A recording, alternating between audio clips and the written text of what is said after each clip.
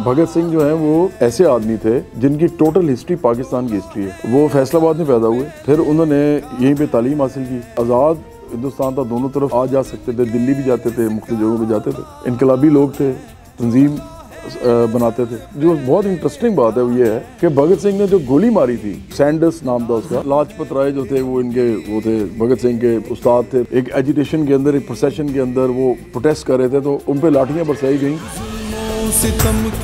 तो वो फौत हो गए। उनका जो डायरेक्ट इल्ज़ाम है वो सैंडर्स पे लगा, क्योंकि सैंडर्स इंचार्ज था दस्ते का जिन्होंने मारा था। तो भगत सिंह वगैरह ने जाके, भगत सिंह ने बाद में कहा कि मेरे से ये गलती हुई। उसने जब वो किसी को लटकने से पहले एक्चुअली ही सेड दैट, उसने कहा कि ये मुझे नहीं करना चाहिए था। तो सैंडर्स को गोली उसने कहाँ मारी? लाहौर में, जिला कचहरी में। सारा पाकिस्तान का वाकया है।